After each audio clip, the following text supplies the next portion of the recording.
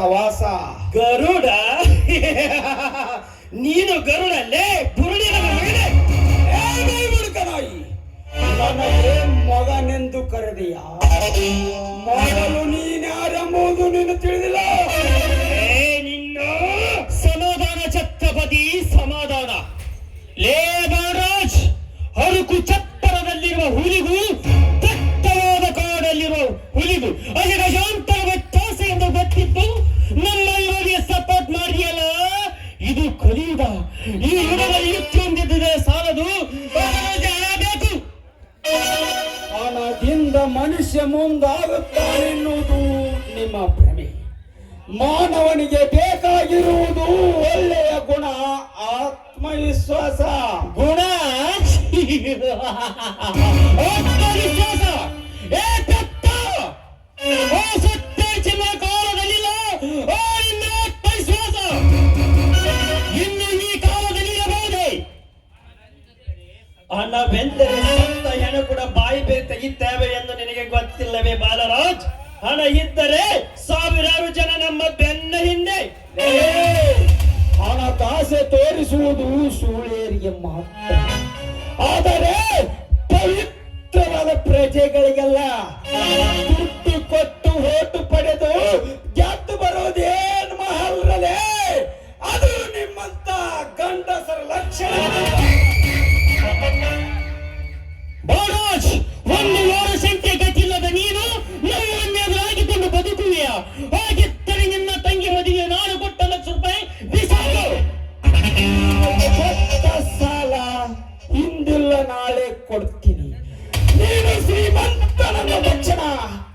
ಬಡವನಾದ ನಾನು ನಿನಗೆ ತಕ್ಕಿ ಬಗ್ಗಿ ಬದುಕಬೇಕೆಂದರೆ ಅದು ಎಂದಿಗೂ ಸಾಧ್ಯವಿಲ್ಲ. ಸತ್ಯ ಧರ್ಮದಿಂದ ಬದುಕುವವನಿಗೆ ಹುಟ್ಟು ಸಾವಿನ ಭಯ ಇರುವುದಿಲ್ಲ. ಲೇ, ಆ ಭಯ ನಿಮ್ಮಂತವರಿಗೆ ಮಾತ್ರ. ಕೊಪ್ಪಿನ ಬರವ ಎಷ್ಟೊಂದು ಸೊಕ್ಕು ನಿನಗೆ. ಮಹಾರಾಜ್, ನಿನಗೆಂದು ಗೊತ್ತಿಲ್ಲ ಈ ನೀಲಕಂಠನೊಂದು ಕಾಳಿಂಗ ಸಪ್ಪರೆಂದು. ಪಾಪ, ಈ ಲೋಕದಿಂದ ನಯನ ಬೆಳೆಸುವಿನೆ ಎಂದೇ ಎಲ್ಲ ಪಾಪ ಬೇಸತ್ತು ಬಾಯಿಗೆ ಬಂದಂತೆ ಏನೇನೋ ಬಗಳುತ್ತಿದ್ದಾನೆ. ಇದು ರಾಜಮಾತ ಅಪ್ಪು ಗುಟ್ಟಿದ ಮಾತ್ರ ಈಗ. ಏ ಬಲಪ್ಪ, ಸಿಟ್ಟು ಬಹಳ ಕೆಟ್ಟದ್ದ. ಸಿಟ್ಟಿನ ಕೈಯ ಬುದ್ಧಿ ಕೊಡಬಾಡು. ನಿನ್ನಂತೆ ಚಮಚಾಗಿರಿ ಕೆಲಸ ಮಾಡುವ ಅಭ್ಯಾಸ ನನಗಿಲ್ಲ. ಈ ಅಂಜಲ ದಾಸನ ಗಂಜಿ ಉಂಡವರ ಮನೆಗೆ ಅಂಜಿಕೆ ಹಾಕಬಾರದು. ಕಾಲ ಇಲ್ಲೋ ಈಗ, ಅದಕ್ಕೆ ಹಿಂಗ್ ಮಾತಾಡಕತ್ತಿ. ವಿನಾಕಾರಣವಾಗಿ ಸೊತ್ತಿಗೆ ತೋದನಂತ ಹೇಳಿದ್ನಪ್ಪ. ಸತ್ತರ ಸಾಯಿ ನನಗೇನಾಗಬೇಕ? ಸಾಹಿತ್ಯ ಎಂದರೆ ಸಾವಿನ ಬಿಡುವವರು ಯಾರು? ಲೇ ಬಾಲರಾಜ್, ನಿನ್ನ ಆಪುರಾಣ ನನಗೆ ಬೇಕಾಗಿಲ್ಲ. ನನಗೆ ಕೊಡಬೇಕಾದ ₹1,00,000 ಕೊಟ್ಟು ಈ ಮನೆಯಿಂದ ಹೊರಬೀಳು. ಈ ಮನೆ ನನ್ನ ಹೆಸರಿನಲ್ಲಿದೆ. ಪಂಚಾಯತಿ ಚೇರ್ಮನ್ನನಾದ ಒಂದೇ ಒಂದು ಉದ್ದೇಶದಿಂದ ಸಿಕ್ಕವರ ಆಸ್ತಿ ಅಂತಸ್ತು ನಿನ್ನ ಹೆಸರು ಮಾಡಿಕೊಳ್ಳುವುದೆಂದರೆ ಸರ್ಕಾರ ಕಾನೂನು ಎಲ್ಲ ನಿನ್ನ ಬರೇ ಬಾಯಿ ಮಾತೆಂದು ತಿಳಿದಿದ್ದೇನೆ. ಸರ್ಕಾರ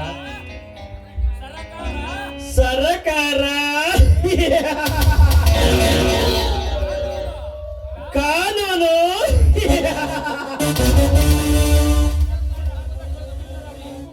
ಒಂದಕ್ಷರ ಅರ್ಥ ಗೊತ್ತಿಲ್ಲದ ಮಬ್ಬು ಕುರಿ. ನನಗೆ ಮರಿ ಎಂದು ಹೇಳುತ್ತಿರುವಿಯ?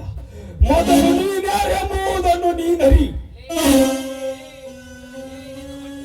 ನಿನ್ನ ಕೊಟ್ಟು ವೇದಾಂತ ಕೇಳಲು ಬಂದಿಲ್ಲ. ಬಂದಿರೋದು ನಿನ್ನನ್ನು ಹೊತ್ತು ಊರು ಬಿಡಿಸೋದು, ಇಲ್ಲದಿದ್ದರೆ ನಿನ್ನ ಗೋರಿ ಕಳಿಸದ.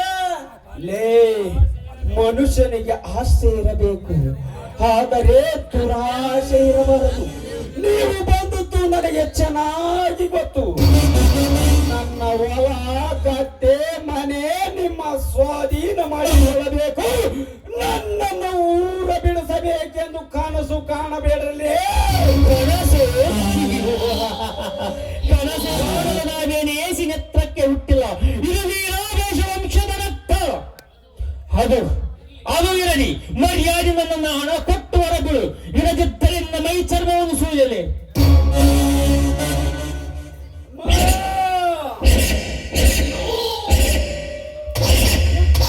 ಯಾರು ಇವರಿಲ್ಲ?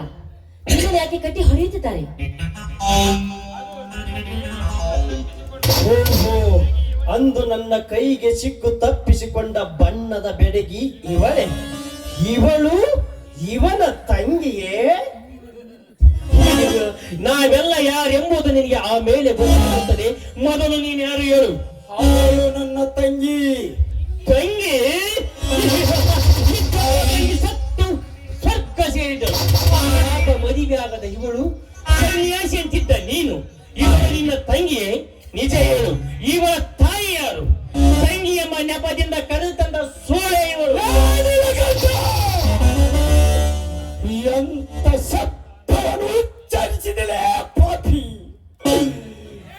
ಜನ್ಮವಿತ್ತ ತಾಯಿ ಹುಟ್ಟಿದ ತಂಗಿ, ಜನ್ಮ ಕೊಟ್ಟ ಮಗಳಿಗೆ ಸೂಳೆ ಅನ್ನುವೆ.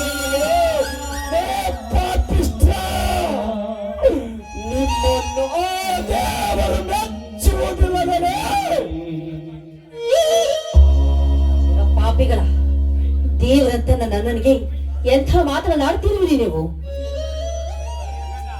ದೇವರು ಎಲ್ಲಿದ್ದಾನೆ ನಿನ್ನ ದೇವರು? ಜೀವವಿರುವ ಈ ಕಲ್ಲಿನ ಮೂರ್ತಿ ಕಲ್ಲಾಗಿ ನಿಂತಿರುವಾಗ ದೇವರು ಎಲ್ಲಿದ್ದಾನೆ ನಿನ್ನ ದೇವರು? ಮನೆಯಲ್ಲಿ ಹೆಂಡತಿ ಇದ್ದರು ಗಂಡ ಬಿಟ್ಟ ತಯ್ಯಾಳಿಯರೊಮ್ಮೆ ಚಕ್ಕಂದ ಆಡುವರು ದೇವರು.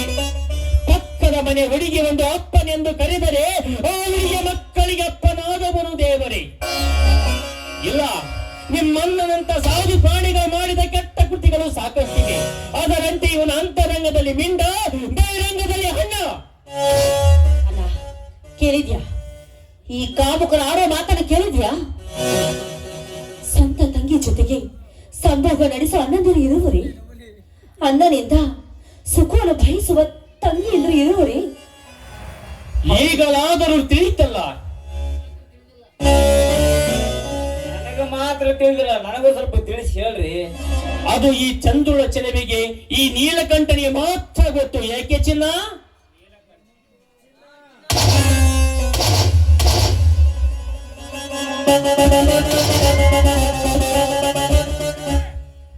ಎಲ್ಲರಿಗಿಂತ ಚೆನ್ನಾಗಿ ನನಗೆ ಗೊತ್ತು.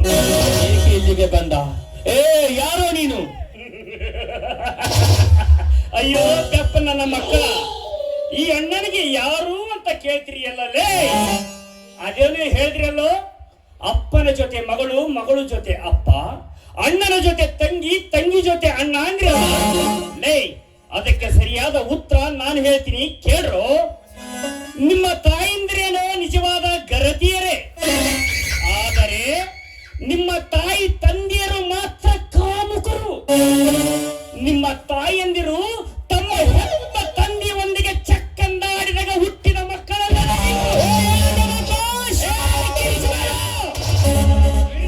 ಕತ್ತು ಕಳಿಸ್ತೀನಿ.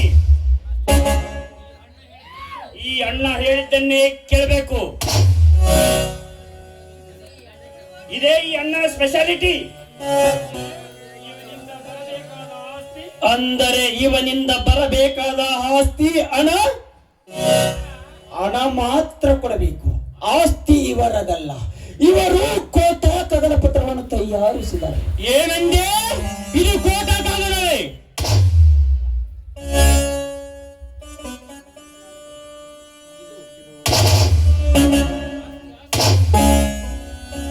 ಆಸ್ತಿ ಆಸ್ತಿ ಎಂದು ಆಸ್ತಿಗಾಗಿ ಹೋರಾಡಿ ಎಷ್ಟೋ ಜನರು ಬಡವರ ಮೇಲೆ ಪುಂಡರಾದವರು, ರುಂಡ ಆರಿಸಿಕೊಂಡು ಈ ಬ್ರಹ್ಮಾಂಡವನ್ನೇ ಬಿಟ್ಟು ಹೋದವರು.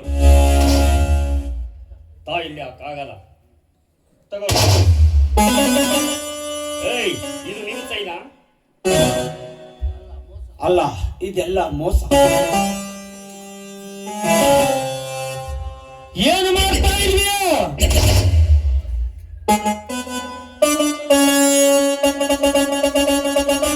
ಏನು ಮಾಡ್ತಾ ಇದೀಯ ದಾಸ?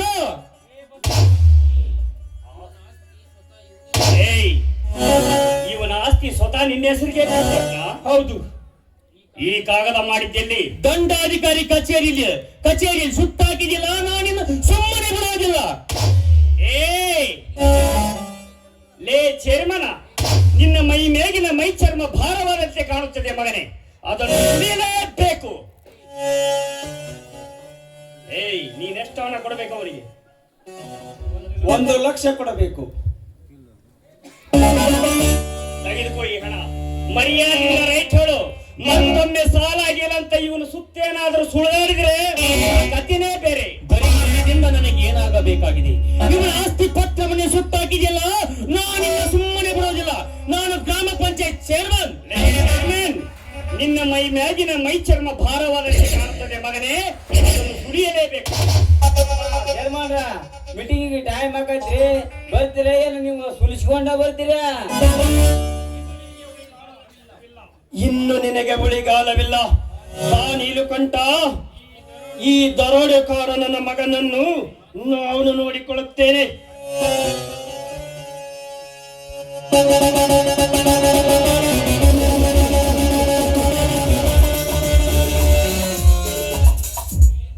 ಏನಿ ಹಬ್ಬ ಇದೇ ನನಗೆ ಉರಿಯುತ್ತೆ. ಇವನೊಬ್ಬ ಪಂಚಾಯತಿ ಚೇರ್ಮನ್, ಡೂಪ್ಲಿಕೇಟ್ ಕಾಗದ ಮಾಡಿದ ದಂಡಾಧಿಕಾರಿ. ಬರ್ತೀನಿ ಮಗನೇ. ಈ ಆಪತ್ತಿನಲ್ಲಿ ಸಿಕ್ಕ ಅಳತಿದ್ದವರನ್ನು ಕಾಪಾಡಿದ ಪುಣ್ಯ ಯಾರಪ್ಪ ನೀನು? ನ್ಯಾಯಕ್ಕಾಗಿ ಹೋರಾಡುವ ಹುಲಿ, ಅನ್ಯಾಯಕ್ಕೆ ಎದುರಾಗುವ ಸರ್ಪಸ್ತ್ರ, ರಾಕ್ಷಸರ ಸಂಹರಿಸುವ ಶತ್ರು. ನೀನು ಧರ್ಮದ ಹುಲಿ ಎಂದು ಗೊತ್ತಿದೆಯಪ್ಪ, ಆದರೆ ನಿನ್ನ ನಿಜ ರೂಪ ಯಾವುದು? ಅದರ ಅವಶ್ಯಕತೆ ನಿಮಗಿಲ್ಲ. ಹೇಳಲೇಬೇಕೆಂದು ನಿರ್ಧಾರ ಮಾಡಿದ್ದಾದರೆ ಅದು ನನ್ನಿಂದ ತಿಳಿಯುವುದಕ್ಕಿಂತ ನಿಮ್ಮೊಂದಿಗಿರುವ ನಿಮ್ಮ ತಂಗಿ ಪಾತ್ರ ಅಭಿನಯಿಸುತ್ತಿರುವ ಈ CID ಇನ್ಸ್ಪೆಕ್ಟರ್ ವಿಜಯಲಕ್ಷ್ಮಿ ಅವರನ್ನೇ ಕೇಳಿ. ಎಲ್ಲ ಹೇಳ್ತಾರೆ. ಯಾಕೆ ಚಿನ್ನ?